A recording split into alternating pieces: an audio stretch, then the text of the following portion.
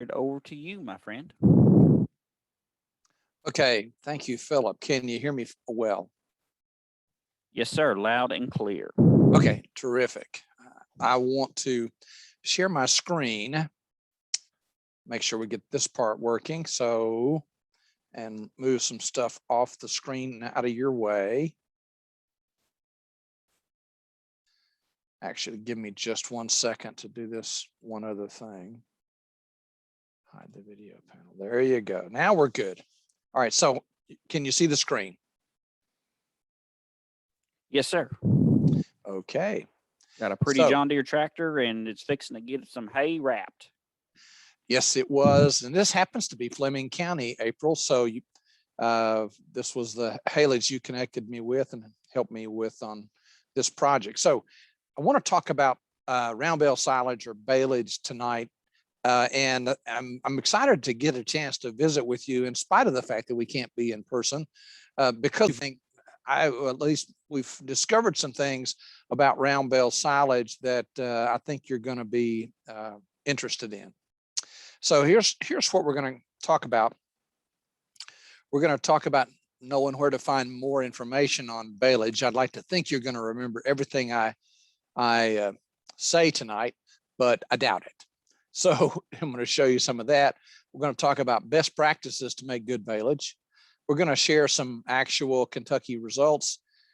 And probably the most important thing is understand, what causes bad baleage, poor fermentation, and how to identify those problems so that it doesn't hurt you with animal feeding issues.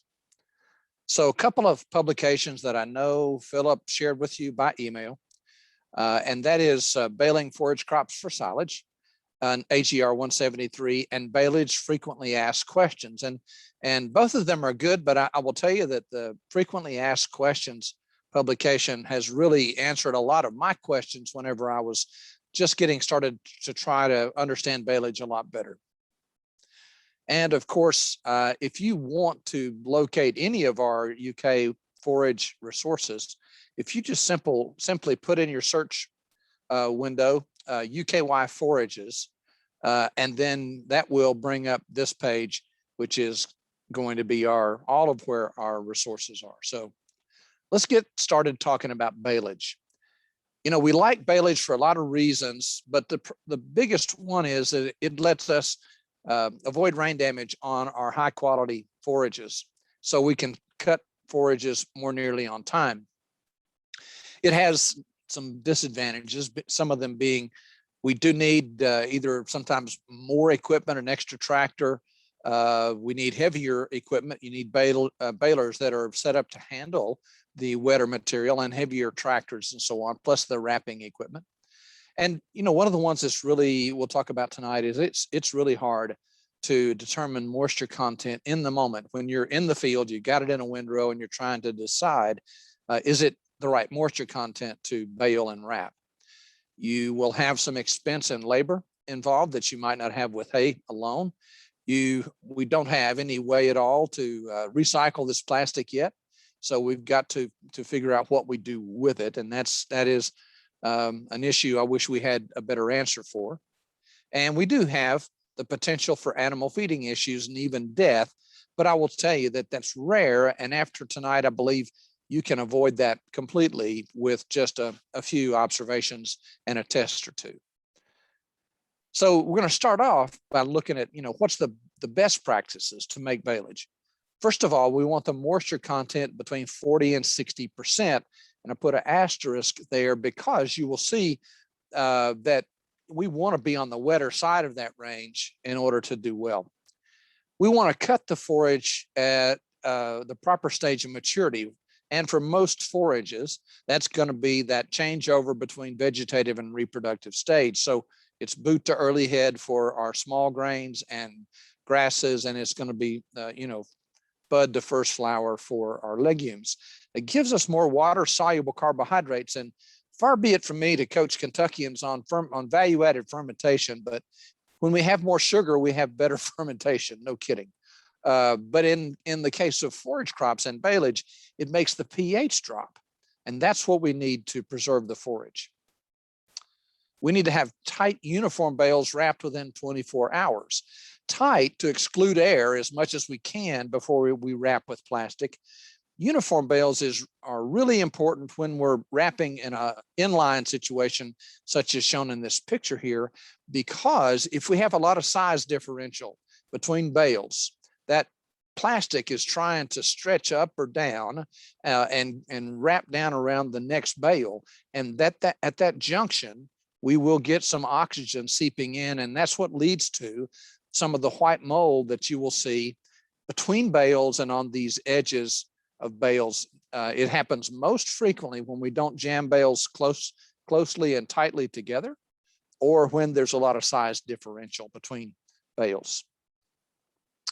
We want 6 layers of plastic or more.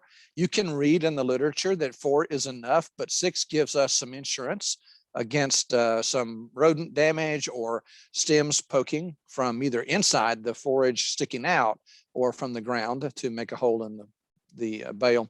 And we've got to reach and maintain anaerobic conditions. And that's probably just a fancy way of saying wrap it with good plastic and keep the holes plugged. Here's a little trick to figure out how many layers you have on your baleage. Our baleage plastic comes in 30-inch rolls. And if you can, when you're looking at the side of the baleage, this is an inline wrapped bale, and usually there's some dirt on the plastic, and if you rub it like this, you can see those lines between the layers. And you divide the plastic width, 30 inches, by the distance between the layers, like 5 inches. And that means there are 6 layers of plastic on these inline rolls. For individual wrapped bales, you've got to count rotations and look at how much overlap every single time in order to get the number of layers of plastic. Fermentation characteristics of good baleage: we want it to have a low pH, 5 or below, ideally. But as you will see, we don't get there often in Kentucky, and you're going to find out whether that's good or bad. But this is ideal, okay? And lactic acid concentrations more than 3% on a dry matter basis. We need to have some acetic acid. That's good. Usually about a half of whatever we have in lactic. You don't want acetic acid to be the dominant acid. And we want as little butyric acid as possible, and 0.1% is what a lot of labs use as their target threshold. We don't want much of the nitrogen to be in the ammonia form, and that's an indication that some proteins have been digested during the fermentation process. We don't want a lot of ash. Ash is dirt, and dirt gets on forage during the raking process primarily. And 8 to 10 or 11% is normal. Above that, it means we've got dirt in the forage, which is, I mean, obviously not ideal, but it leads to some other issues that we will talk about later. So it's not hard to define what good fermentation is, but in baleage, fermentation is very often incomplete. And frankly, this baffled me, because if you look at fermentation reports and time again, our baleage numbers won't look as good as the textbook says that they should. And it bothered me. And so it led me to do a project, and April helped with this and several others that we'll talk about tonight that helped me. And I think it will help you understand, you know, what baleage ought to be and what happens with our Kentucky baleage and how it tests. You know, so what does it mean when the pH is less than 5 and we have 3% lactic acid? Well, we'll talk about that. It means that the forage is stable in storage. In other words, it gets to a point where the nutrients are preserved, and it will be that way until you feed it. Now, obviously, it will not be that way indefinitely. We like to feed it within the same year that the forage is wrapped and baled. I've seen baleage carry over into the second year and be okay, but it, you know, if anything happens in terms of plastic integrity, then we can have some serious issues. Usually heating of that bale, it's just like a very wet bale of hay. It becomes pretty unusable pretty fast. Good fermentation means the forage will have good bunk life when it's fed. Now, bunk life is more or less a dairy term talking about putting silage in a bunk in the in that, context. But it does mean that the bale is not going to get hot very fast once you put it out for the livestock to eat, and that's a good thing. It is more related to the acetic acid content more so than the lactic acid. So lactic keeps it stable in storage. Acetic helps it to be, stable once you let the air get back to it. But we just still want to consume these bales within 2 to 3 days, or they can begin to heat up. Good fermentation also means we have a low probability of Clostridial toxin. That comes about because we've got low pH and we've got moisture contents below 70%. And good fermentation means we've got low probability of listeriosis. Anaerobic conditions keeps listeriosis down. Listeriosis, more often than not, comes from baleage or silage that has gotten rotten, and animals have been, for whatever reason, forced to eat it or chose to eat that. And that's where listeria bacteria grows, not so much it won't grow in anaerobic conditions. Low pH inhibits Clostridial growth or Clostridium growth. However, the pH required to prevent Clostridium growth varies with moisture. We'll spend a fair amount of time towards the end of this presentation talking about Clostridium growth, and I do so on purpose because I think one of the great fears of making baleage, if you've never made it before, is botulism. And yes, we do get botulism in some rare cases with baleage. But I think I will convince you by the end of the presentation that you're going to know just from a few observations and a test whether or not there's any chance of Clostridial problems in your baleage. Okay. When we do get higher moisture, we need to have lower pH to inhibit Clostridial growth, and I'll show you that relationship in just a moment in a graph. This is some of our UK literature, and it's an excellent publication written by Michelle Arnold and Ray Smith and Krista Lay about the baleage problems that can lead to health consequences, the botulism, the listeriosis, and so on. But if you look at that, and you're going to find that good baleage, in the definition of this publication, is moisture content 40 to 60, tightly baled and quickly wrapped, 4 to 6 layers of UV stable plastic, and all those things we can do. But then it says a pH of less than 4.5.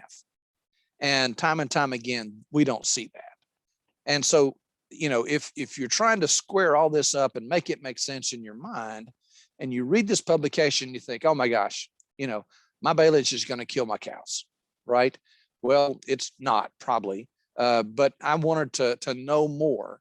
And why this is absolutely correct. You want it to be pH 4.5 or 5 or below, but let's talk a little further about what it really happens to be. Now, this is some of the parameters I'll tell you here now, and I'll tell you at the end how to identify problem baleage. Moisture contents above 70%, very wet. Loose and uneven bales, less than 4 layers of plastic, holes in the plastic, a bad odor, and liquid running out of the bales with a bad odor, a pH more than 5, low levels of lactic acid, high levels of butyric, quite often very high, much higher than this 0.3%, where we've got a lot of ammonia, more than 15% of the nitrogen in the bale is in the ammonia form, and a lot of ash. Now, to make sense of all this, about 3 years ago, I started with a project with several agents trying to understand baleage fermentation in Kentucky. I wanted to collect, well, let's just talk about the purpose of the project. We wanted to define the quality of our Kentucky haylage or baleage, especially that pH and volatile fatty acid, VFA profile, lactic acid, acetic acid, butyric acid, they're all volatile fatty acids, VFAs. And I wanted to identify the practices that led to low pH and a good VFA profile. So we did forage tests from 2017 to 2019, and we're still continuing to do those. In 2019, we did a fairly intensive amount of surveying or interviewing producers about what they did or didn't do to make baleage. And the purpose of it is so that we could develop some confidence in the quality and safety of haylage or baleage for livestock consumption, and in particular, to identify the risk factors for bad or maybe toxic silage. So what we did, we located a diverse set of samples and we analyzed for moisture, nutritive value, and VFA content, especially lactic and butyric, lactic being good, butyric being bad. The agents that helped, or actually the UK personnel that helped with this, are Brandon Sears, Corinne Belton, Levi Berg, our very own April Wilhoit here in the Buffalo Trace, Tommy Yankee, Don Sorrell, Dr. Lim Cooler, Dr. Arnold, Dr. Smith, and Dr. Teutsch. And Dr. Wood with the Ag Programs Office helped with some of the funding for this. So we had 6 counties, 3 years, multiple types of forage, total of about 94, almost 100 samples by the time it was done, analyzed at a certified commercial laboratory. I'm going to show you the 2019 results because they are in all 3 years. Actually, the results are the very same, so it just winds up being a little easier to look at and digest. All right, now I'm going to spend just a minute on this graph. We'll have several that look like this. Okay, on the vertical scale, this is pH or percent lactic acid. From 0 up here, obviously pH numbers, we want 5 or below. Lactic acid, we want 3 or above. And the moisture content of the baleage down here at the bottom. And these are, the green dots are the lactic acid concentrations. The blue is the pH. Looking at this graph, you can make at least 3 conclusions. Number one, moisture content is highly variable. We go all the way from, well, just basically damp hay all the way to almost fresh forage. Another thing you will conclude looking at all of this Kentucky baleage in 2019 is that we don't often get to pH below 5 when the moisture content is 60 or below. Here's that pH 5 line right across here, and look at all the samples that are above pH 5. And we don't reach 3% lactic acid concentrations very often at moisture contents less than 60%, right? Those 3 bales right there are the 3. They happen to be from one producer, and I've quizzed him a lot on what he does to make this happen. And I want to learn some more because there's some very good producers that are making baleage that don't make enough, where you do not get enough lactic acid. So I'm going to start with moisture content. Getting it right is a challenge. And here's my proof. This is the 2019 samples and how many samples we had in each one of these ranges of moisture. So the ideal or the recommended range is right here between 40 and 60. And if you total up the number of samples, we had more samples outside the range than the desired range than within it, although it was pretty close. Now, so how are you going to determine the moisture content? If you want to see all these methods, they're listed in that Baleage FAQ publication, and I think that's AGR 235. There's the Dishrag tests, and that's where you take a handful of forage and twist it like wringing a dish rag. And if the moisture can be squeezed from the forage, in other words, you can see some juice be expressed, then it's generally above 65% moisture and it's too wet to bale safely. You can have moisture testers, both the Koster forced air dryer like this, where you get a fresh sample and you weigh it, you put it in this ring and put it on top of this heating unit that blows hot air through it, and you continue to weigh it until it stops losing weight, and calculate then the dry matter of that sample. Limitations to this are it is slow and you can only do one at a time. So, this is a bit cumbersome to do, but it works. The microwave method actually does work also. And the microwave method is quite a lot faster. You need to have samples that from the field chopped up, put in a paper bag, put them in the microwave, and you microwave them for short periods of time. They get hot, they dry out, and then you're able to weigh them and find the beginning and ending moisture and calculate the moisture. There are commercial moisture testers, electronic testers on the market, both the windrow types, that's the one on the top, and a Bale probe, and this is the brand that I actually used in this study. There are, of course, balers that come equipped with moisture meters in their Bale chambers, but we have actually done a lot of testing with the Bale probes, some testing with windrow testers, and actually I was pleasantly surprised that this Agritronics probe, and I think John Deere makes a probe that I probably is the Agritronics guts to it. It looks a lot like this. This was very consistent, and I've developed quite a lot of confidence in its ability to measure moisture contents in the baleage range. The windrow tester has a bit more variation and is a bit harder to use because you've got to put forage in a 5-gallon bucket. You've got to, put it in there to the top and try to press down with 40 pounds of pressure on this probe. Obviously, that's something that we were able to do in the test because we've got the outdoor electronic scales that you can put this on, and you're pressing down with 40 pounds pressure. A little harder to do unless you've got all those resources at your disposal. We've done one test, or I've done one test with this probe, and for that test, although there was variation, it was pretty good, but it was only with alfalfa and only once last season. So these moisture testers aren't cheap. They're about, I would say between $250 and $300, but they are one way to determine moisture of a sample. So I've already told you that we've done, I could show you the regression, but this is highly correlated. If anything, the Agritronics was about 2 or 3 units in moisture units higher than the actual moisture, okay? But it was very consistent. Now, I told you we did interview farmers and ask about the intervals between cutting and baling, because as it turns out, moisture content really drives this whole thing. And this is what we found, is that in the early spring, in the spring cuttings, first cutting, usually it needs to wilt a whole day, maybe even 2, and sometimes longer. The longest I've ever heard it being left in the field was 4 days, and it still did not get down to 65% moisture, but it was a very heavy crop of rye, and it was in the spring, a rainy, overcast, wet spring, and it just didn't dry. So that first cutting is going to take a little while for it to get down to baleage moisture.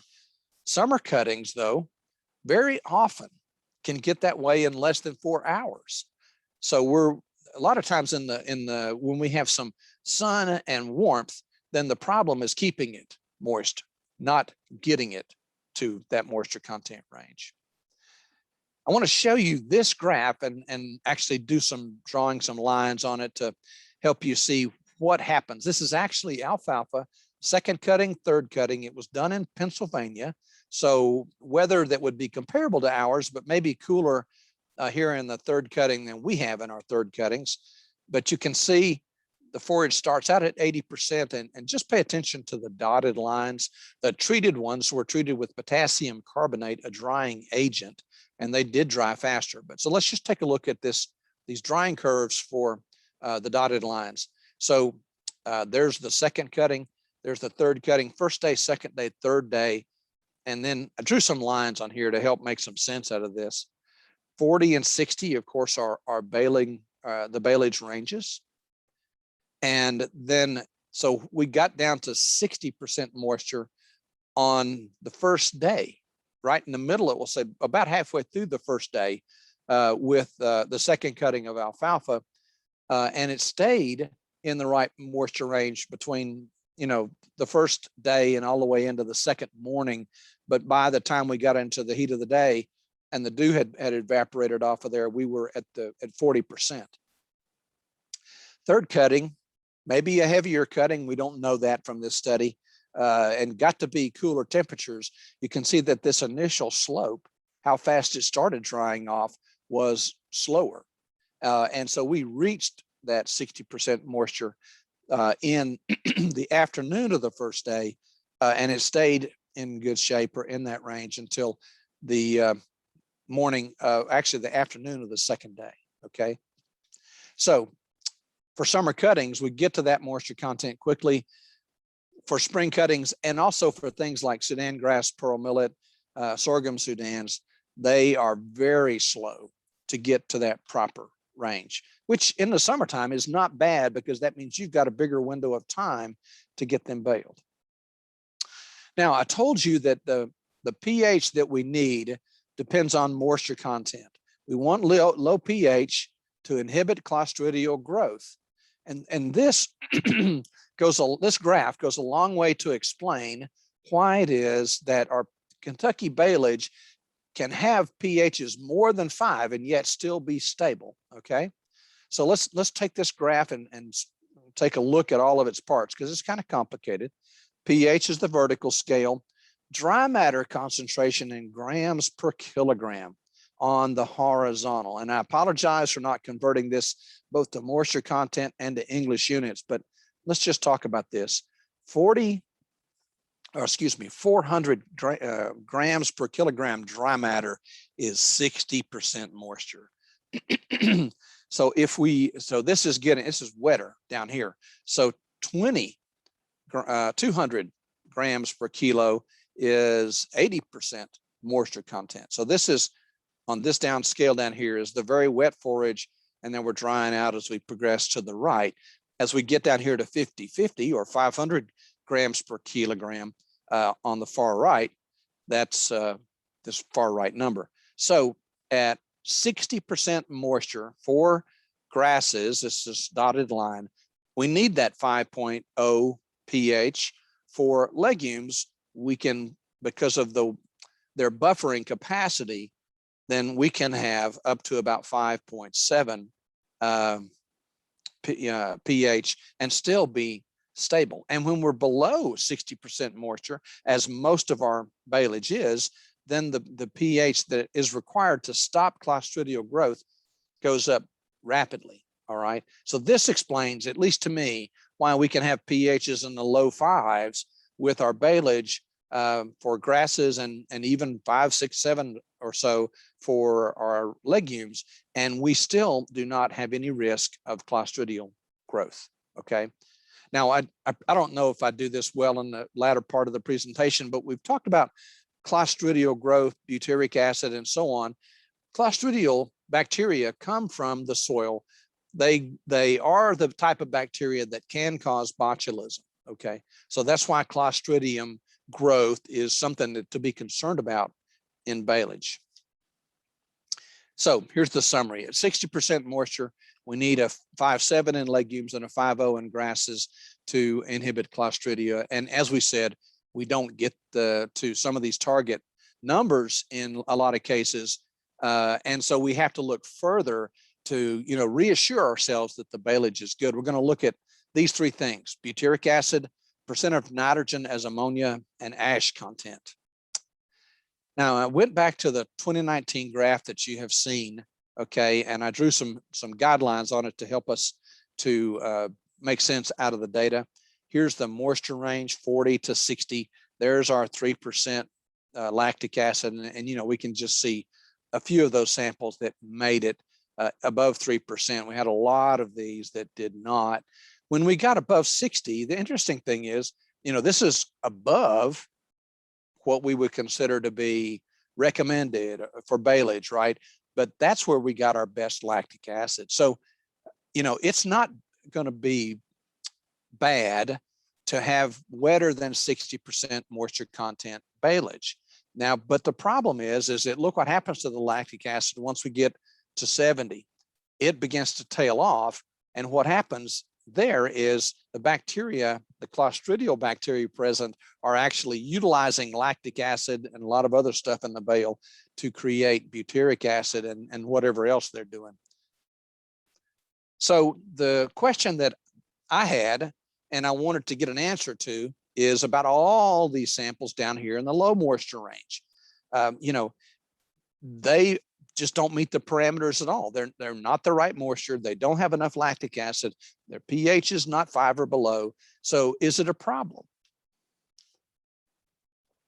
So here's what we found, or here's what the literature shows us, is that recent research says that dry baleage preserves well and stays stable long enough to feed out if we keep the bale anaerobic. In other words, we've got 6 layers of plastic on it and we tape the holes.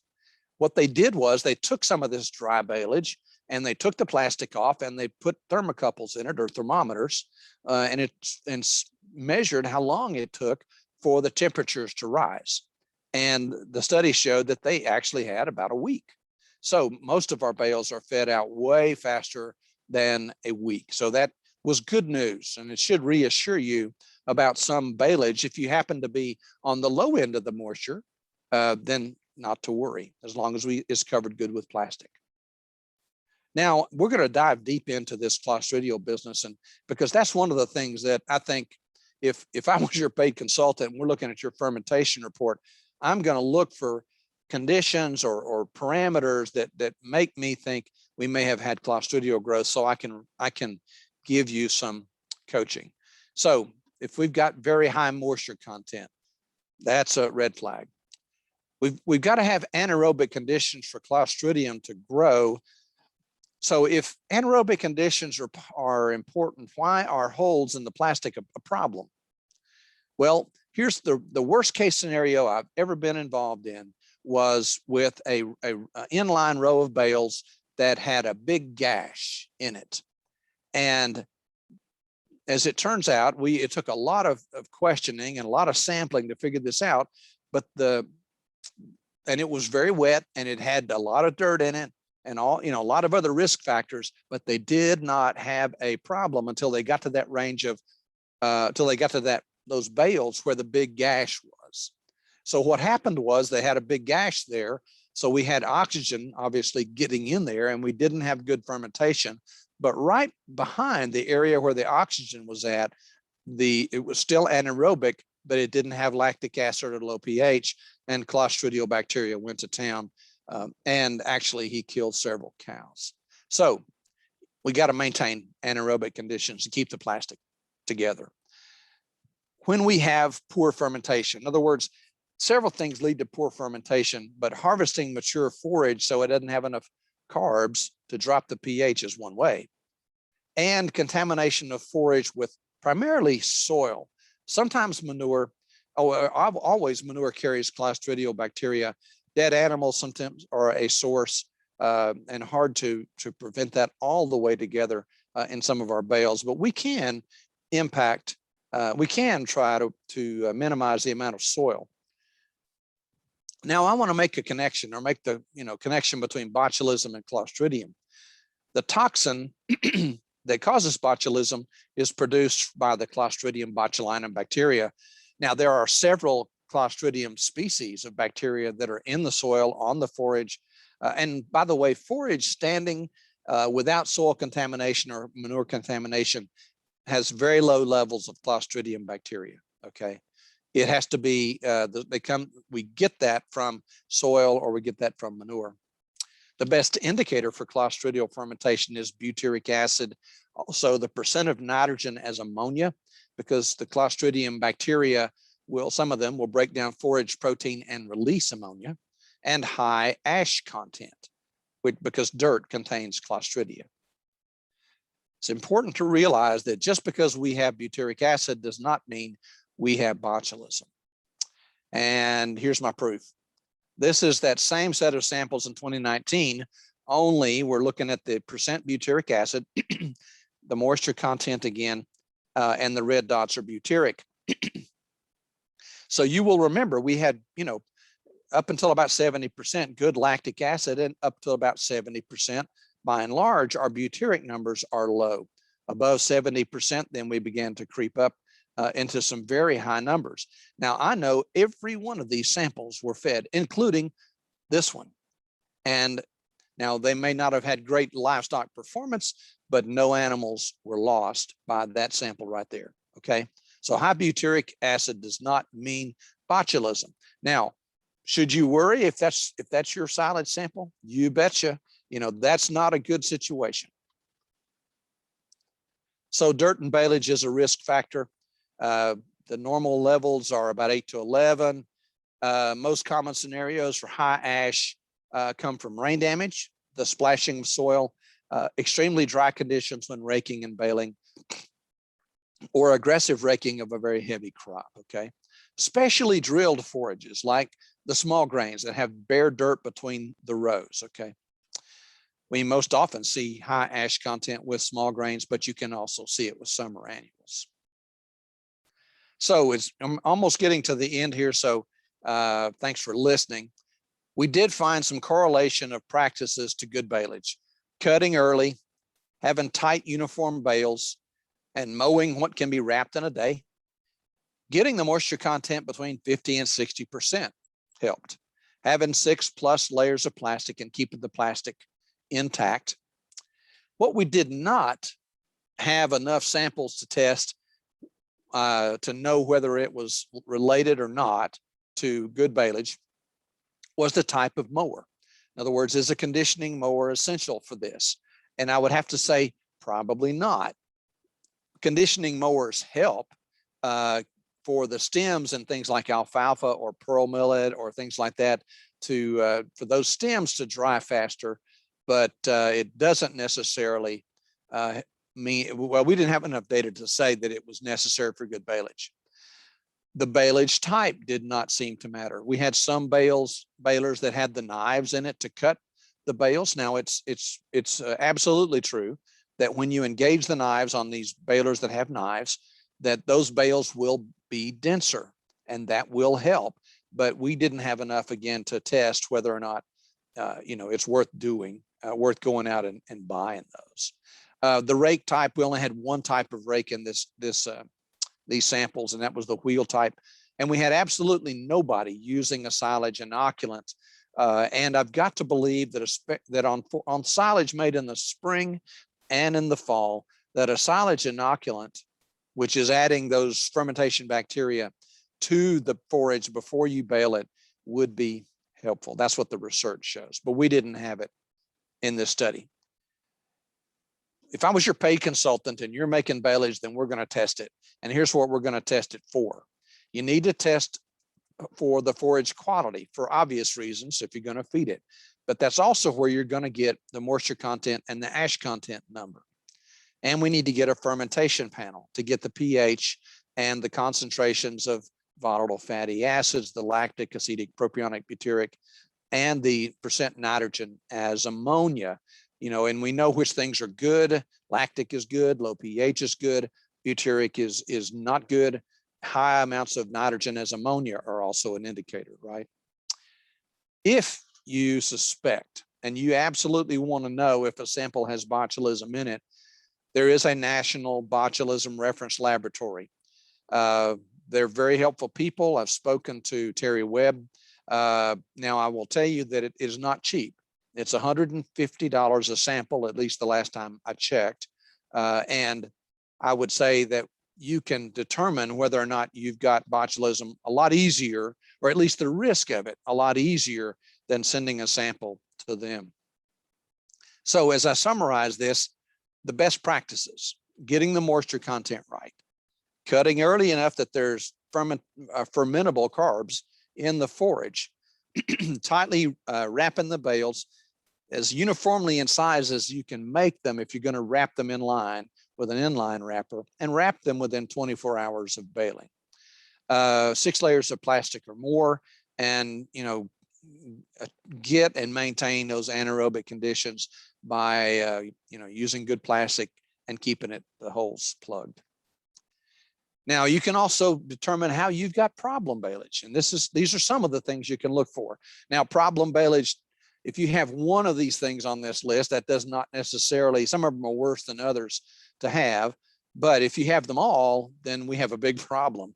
If it's very wet, if the bales, when you sample them, are loose and uneven, not enough plastic, holes in the plastic, particularly a bad odor. No lot of baleage that had butyric acid well, I should say every butyric acid Baleage sample that we ever got up against had a pretty bad odor, and you knew it when you walked into the bale yard. Having a low lactic acid number is an indicator, but obviously we saw a lot of samples that did have low lactic and that were fine. Having a raised butyric acid number is an indicator, not necessarily a death sentence. High ammonia and high ash means that we've got, ash means we've got Clostridial bacteria in there, or high ash, and high ammonia means that we've had some Clostridial fermentation going on in that bale. So we've covered a lot of ground, and I appreciate your time. I will stop the sharing of the screen and take whatever questions that you've got. All right, Doc. Here's question number 1. Interesting presentation for somebody unfamiliar with the process, but please compare the advantages and disadvantages of feeding round bale silage versus just good old traditional roll bales of hay, typical Kentucky forages, orchard grass, fescue, clover. Sounds complicated, but when do you find out that you've had it baled properly? When you feed it, or what's the timeline for that? And a really good question. It makes me think of, baleage is a solution to a problem, and that is getting hay cut on time in the spring in Kentucky. If you have good curing conditions, it is preferable that we go ahead and make hay. Now, the number of times that people make hay in Kentucky and cut it on time for spring cuttings is pretty low. So, the advantages of baleage is cutting on time. Now, how does it feed out? It feeds out just like hay does. And in fact, I would say that if you were to ask producers about how well is their cattle like the baleage, they would say they love it. They prefer it. Our long hay samples have got to be chewed up. They're dry. It takes a lot of water. So feeding it is similar. It's not the perfect answer, but it's an answer to the problem of getting hay cut on time. So that's a wandering answer to a very good question. All right, question number 2. Interested in the drying treatment used by Penn Study. How is it applied? Would it be helpful in getting for spring hay to dry quickly for regular dry hay?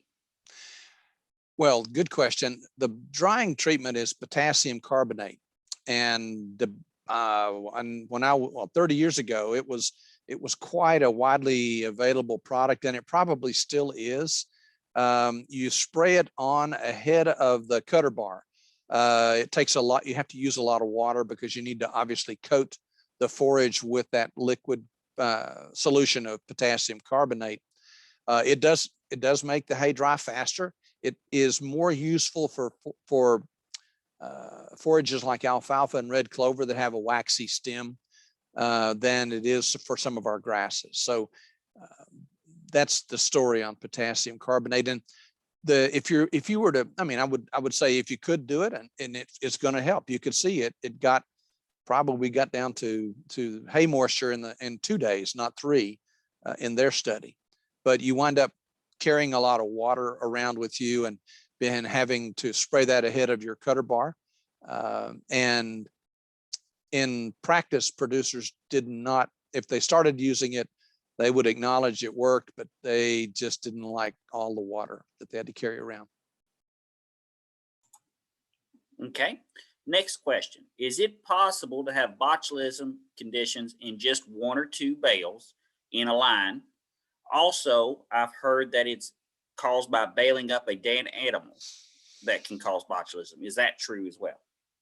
Yeah, both of those are true. In fact, that train wreck scenario I talked about, it was probably only 3 or 4 bales that had the botulism toxin, in that area where they had that big gash. And it's absolutely true that were you to bale up a small animal or whatever it was, a snake, something, that right in that area where that animal decomposed, it's going to be loaded with bacteria and could lead to Clostridium and botulism. All right, next question. Say we get a hole in the plastic. What tape should we use to seal the hole? You know, I know the correct book answer, and I will tell you that's what I do. I bought special tape that is made to seal this UV resistant plastic. Now, I have also used in a pinch, there is it was tarp tape, and I've actually used Gorilla tape. So I'm not above using duct tape if I don't have anything else. But I think that to be safe, especially if you're plugging a hole, say in August, and you know it's going to be February before you're going to feed it, then to get the special tape that you need to use for that's made for this purpose. All right, thank you, sir. Next question. Any thoughts about the roundabout style single bale wrappers that leave the ends open? Curious if they work well in a pinch when an inline wrapper is not available. That's a good question. We did, we talked in briefly or just alluded to the individual wrap bales that wrap everything, 360, right? And then the inline, which is wrapping a little long tube. The bale wrapper that he's referring to, or she is what I call the Tootsie Roll type. You kind of wrap over the edge, down on the flat side, and over the next edge, and you jam bales together. And they absolutely can work. Obviously, uniform bale size matters a ton, and how tight you can get those things jammed together is crucial as well. They can work. So yes, you can do that and make it work. Just be aware that if any of the, if they're not quite uniform, and if you're not able to get them jammed up close together, then take samples, smell it, use your senses to satisfy yourself that it fermented well. And that's how I think you can kind of confirm on the spot whether or not it worked well.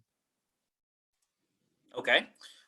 This kind of question kind of goes into that a little bit too. It's a follow-up to the botulism question. How can we be sure of botulism when taking an average sample of the entire tube of baleage?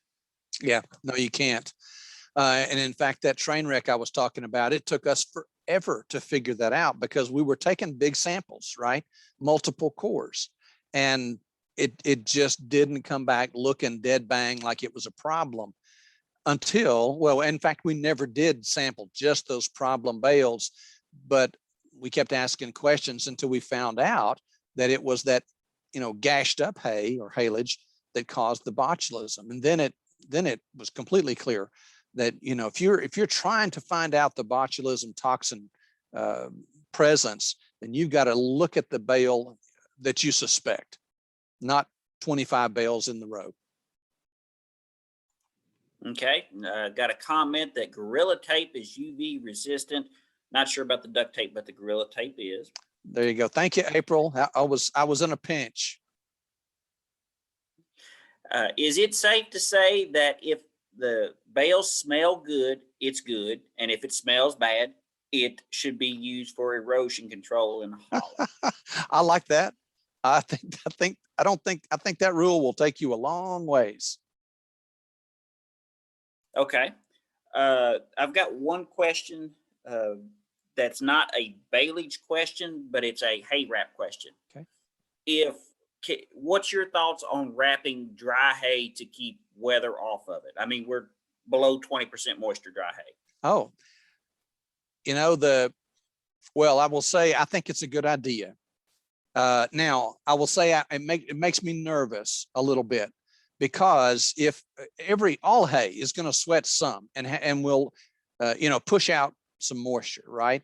If you've got the hay wrapped tightly and it's trying to push out moisture, it can't go anywhere. And so it goes to the edge of the bale, condenses because that's cooler, and it stays wetter right there.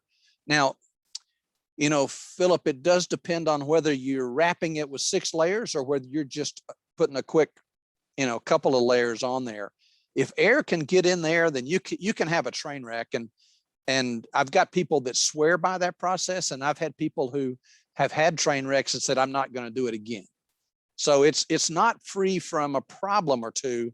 The problem being that air in that system, unless it is really, really dry, I mean, 18% moisture, if in that case, fine, you know, it pretty much doesn't matter.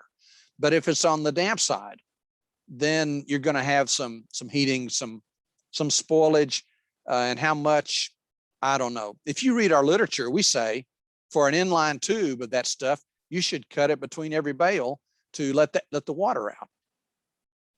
So in practice, I know people do it a lot and like that practice. And frankly, I know that keeping the rain damage off of that bale is, you know, worth 25% spoilage. So you got a lot of incentive to keep the weather out of that bale. Okay. Next question. All right. We're trying to get to the dry hay process. We're not worried about baleage. So we're trying to get below that 40% moisture line. We check our phone. The Weather Channel app just changed and we've got rain coming at us. Can we wrap it a little bit or roll it a little bit green, wrap it, and will it keep? Yes. Yeah. I mean, in fact, that's something that the producers call sweet hay. And we saw a bunch of that in the samples that we looked at in our survey, and they all kept well and fed well. You know, all the rules apply. Use, you know, bale them tight, keep the air out, keep the plastic good, and they keep just fine. They're not going to be able to sit out in the air as long as, say, a bale that had 3% lactic acid in it. Okay, but for our purposes, they will work just fine. All right. Next question. Let's say we're trying to make baleage and we have an equipment malfunction and it ends up getting a little bit drier than we want it to be. Can we add water to it or wait to a rainfall? Yeah, I think I would not wait for the rain. Rain on almost dry hay is the pits. You can stand rain on fresh hay a lot better than you can stand it when it's almost dry. So I wouldn't do that.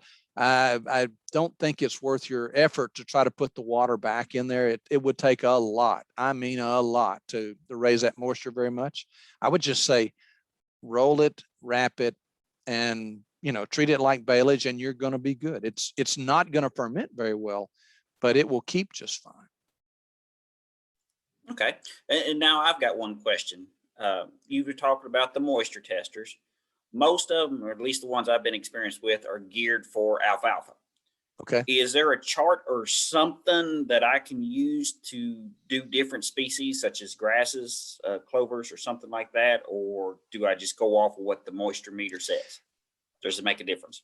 Well, I'm far from the expert on all the type of moisture testers. And prior to the Agritronics that I tested in the last 3 years, the name of the game in moisture testers was a company called Delmhorst, and their tester mainly tested in the hay moisture range up to about 40%.